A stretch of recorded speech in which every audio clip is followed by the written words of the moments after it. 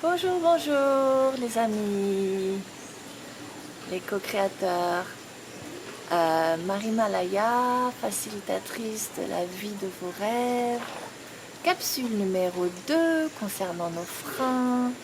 Celle-ci concerne le topic, la peur, la thématique du rejet et de l'exclusion. Donc je détaille dans ces capsules les 7 peurs, 7 problématiques, 7 freins qui nous séparent de l'abondance, qui nous séparent du plein état d'être, qui est un état de naissance et que nous venons freiner, soit parce que nous avons reçu au niveau de nos expériences passées, soit par des croyances que nous emportons avec nous, soit par des projections qui nous viennent tout au long de la vie. Tout ça, j'appelle ça des implants, des programmes. Il est possible de s'en séparer, mais pour cela, il faut les identifier. Donc, capsule numéro 2, qui est dévouée à cette problématique de l'exclusion, du rejet. Je la connecte à l'exclusion, le rejet d'un paradis perdu. C'est un peu ce que on nous raconte dans la Bible par rapport au fait que Adam et Ève aient été chassés du paradis après avoir croqué la pomme. Peu importe ce que la Bible a mis en scène, peu importe ce que sont nos croyances, ce que l'on peut voir, c'est que cette peur du rejet de l'autre, rejet de la famille, ça peut être la position du petit canard, rejet lors d'une situation par nos enfants, par le conjoint, rejet qui parfois donne des véritables situations de rejet, mais peu importe. Ce qui compte, c'est de savoir que ça commence dans nos peurs, nos constructions. Alors, cette peur, ce topic-là, comme dans tous les topics, hein, il est intéressant de commencer par l'identifier. Donc de voir dans vos vies quelles sont les situations, pas avec votre mental. Donc comme je vous l'ai proposé dans la vidéo numéro 1 sur l'abandon, je vous invite à vraiment vous mettre dans votre corps, que ce soit pour cette vidéo, donc on va vous déposer votre squelette dans la position assise ou debout si ça vous va, à déposer vos plantes de pied, à sentir vos os bien positionnés, vos muscles sans tension et à respirer par tout votre être. Donc pour sentir que vous n'êtes pas rejeté déjà, ressentez dans vos plantes de pied ou dans vos ischions comment vous êtes connecté à la source, à Mama Gaïa. Alors il y a beaucoup de développement personnel, beaucoup de thérapies qui utilisent ça. Moi je veux juste vous dire que nous sommes plus grands que ce que nous sommes. Nous sommes reliés à la terre, nous sommes partis de la terre, nous sommes poussière et nous vous retournerons poussière. C'est juste dans ce cadre-là que je vous invite à vous connecter à l'énergie. Donc vous faites des respirations dans tout votre dos, dans vos épaules, dans votre tête. Et puis, simplement vous accueillez vos pensées, là où vous êtes, ce avec quoi vous êtes. Si cette vidéo sur le rejet, l'exclusion vous a appelé, c'est certainement que vous avez des situations que vous avez déjà identifiées comme telles. Donc, peut-être vous êtes en crise, peut-être vous êtes dans cette croyance-là, peut-être difficile en ce moment pour vous. Simplement d'être là avec ce qui vous dérange, ce qui vient vous chercher. Et de ne pas chercher à fuir. Alors, cette thématique-là du rejet, de l'exclusion est aussi apparentée à une crainte de ne pas appartenir. Ne pas appartenir à une famille, ne pas appartenir à un couple, ne pas appartenir à une tribu, ne pas appartenir peut-être à une nationalité. Donc vous voyez que ça peut être récupéré pour vous faire appartenir, alors que ce soit par le commerce, par des croyances, absolument à une famille. Mais en fait, la problématique n'est pas extérieure, puisque c'est vous qui, dans chaque situation, reproduisez ceci, remettez votre implant en place, comme je l'explique longuement dans la vidéo sur l'abandon. En fait, ces schémas sont intégrés, implantés, et vont chercher les expériences qui vont valider cette croyance, plutôt que d'aller à la base de l'implant, qui est là pour nous faire avoir un certain type de comportement. Je dis pour parce que ces schémas nous viennent de l'astral. Nous sommes astralisés, ça veut dire que nous sommes comme parasités, quelle que soit la source, quelles que soient nos croyances, peu importe. Et dans ce parasitage, en fait, nous sommes comme téléguidés dans des comportements. Et ces peurs nous poussent à avoir un certain type de comportement. Donc reprendre la main, reprendre la souveraineté, c'est aller voir ces comportements. Donc je vous disais, crainte de ne pas appartenir. Donc quand c'est renforcé, comme je le disais dans l'abandon et comme je le dirai quasiment dans toutes les vidéos, parce que je vais vous décrire chaque fonctionnement, la peur de l'exclusion, c'est quelque chose qui fait mal. C'est quelque chose qui vient vraiment blesser un besoin véritable humain, un besoin véritable primate d'appartenir, d'être partie d'un groupe social. Donc, et aussi de se conformer à ce groupe social. Donc si dans la société dans laquelle vous vivez, il est bien d'être en couple, il est aussi plus pratique économiquement, vous vous posez la question pourquoi je ne suis pas en couple et pourquoi je suis exclue de ce besoin que j'ai. Mais peut-être que le besoin, vous ne l'avez pas en fait. Voilà, il y a tout ça aussi qui est possible d'aller voir quand on désactive cette peur. Alors cette peur, elle peut, si elle est renforcée par la société, par tout ce qu'on nous envoie comme message, être renforcée, protégée, et on peut aller choisir je dis bien choisir, puisque nous sommes souverains, l'énergie que nous portons, la vibration que nous portons est souveraine, nous pouvons choisir d'aller la renforcer, et peut-être ça vous dérange ce que je vous dis, mais c'est la seule façon de reprendre notre souveraineté. Et donc on peut choisir d'aller trouver à l'extérieur les causes de telles souffrances. Ok ? Donc quand on fait ça, on protège, comme avec une citadelle babylonienne, ce syndrome d'exclusion et de rejet à l'intérieur.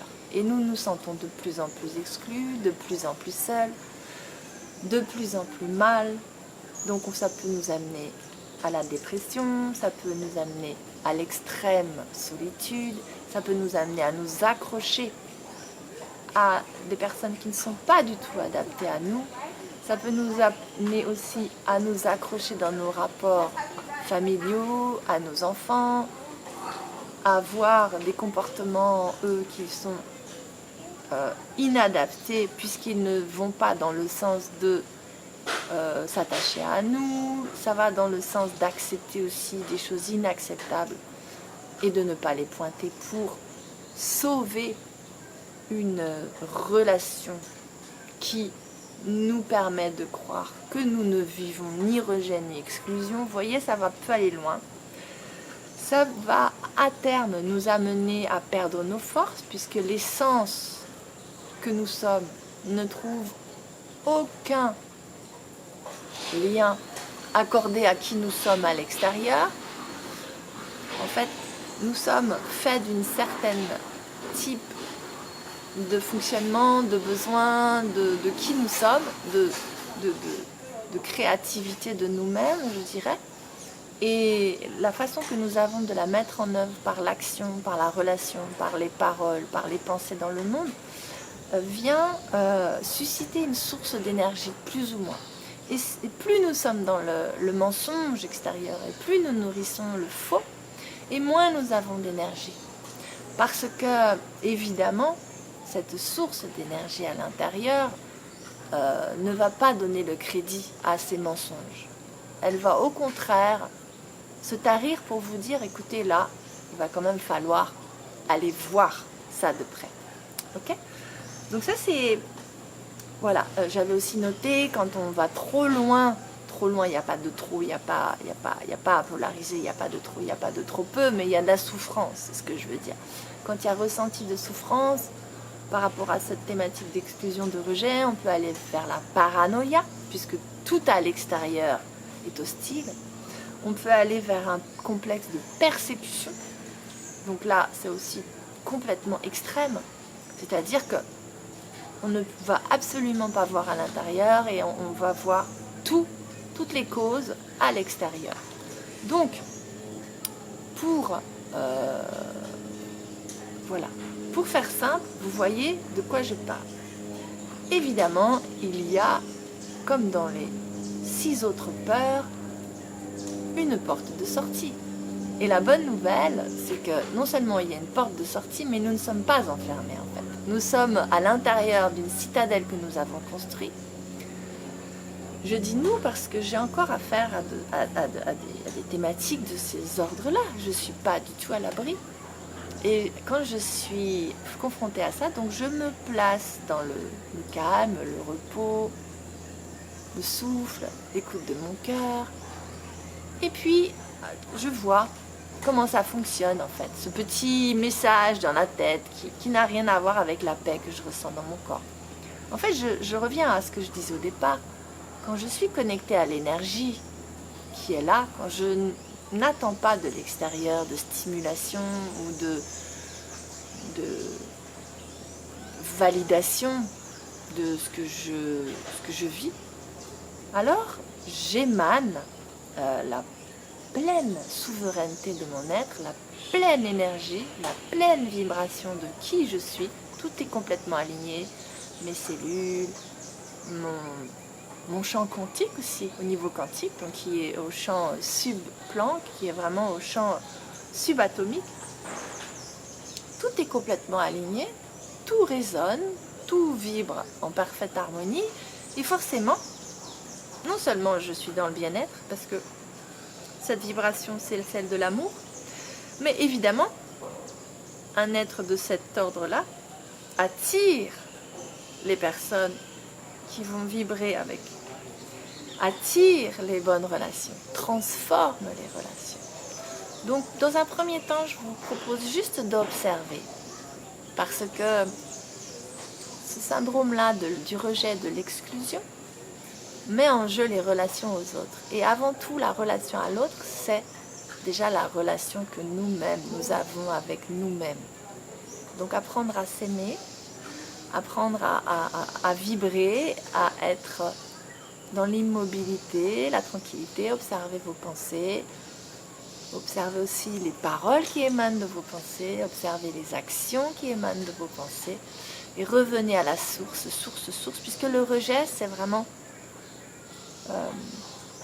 la problématique, comme je vous l'ai dit au début, d'être chassé du paradis, donc d'être chassé de cette source originelle, d'être chassé de notre droit et de notre mérite à vivre. Donc pour vraiment aller cautériser ça et reconnecter avec la source, pour moi, la chose la plus opérationnelle, c'est de retourner à cette source le plus possible. Puis après, il y a un travail d'identification, d'acceptation, d'accueil, de transformation, de laisser transformer, et puis de renforcement de ceci. Voilà, c'est tout un travail d'élaboration que j'accompagne. Mais déjà, c'est énorme, si vous pouvez le voir comment ça bouge en vous, le voir comment ça vient vous toucher aussi, de vous laisser toucher par ça. Donc je vous remercie, cette capsule numéro 2 concernant les peurs est terminée. Je vous remercie de la partager, si vous connaissez des personnes que ça peut intéresser, de me faire des commentaires, peut-être d'aller voir les autres capsules, les 6 autres sur les 6 autres peurs. Et n'ayez pas peur d'être rejeté. Il y a un écureuil qui apparaît dans mon champ de vision. C'est comme un signe. Vous êtes l'abondance. Regardez le Crédit Agricole, le Crédit Lyonnais. Non. C'est quoi le Crédit? Je sais plus. Je sais plus quelle banque a cette petite icône de l'écureuil. L'écureuil, il a toujours de l'abondance. Il est toujours en harmonie avec la nature. Quand il n'y a plus, il a fait des réserves. Et quand il y a, il fait des réserves. Donc en fait, j'aime bien cette image. Voilà, petit clin d'œil de la nature. Quand on est connecté, voilà, c'est foisant. Je vous aime très fort, je vous envoie l'amour que vous méritez, la part d'amour sur cette terre. Et soyez persuadés que vous êtes la solution, que la solution est là. Que ces peurs ne sont que des écrans qui vous séparent de votre plein droit d'être sur terre, d'être aimé, d'être prospère, d'être amour, d'être bien et de trouver les personnes à l'extérieur. Mais vous avez bien compris que ce n'est pas dans un premier temps, ce n'est pas le but principal, qui vous attendent aussi, Je vous aime, à très vite.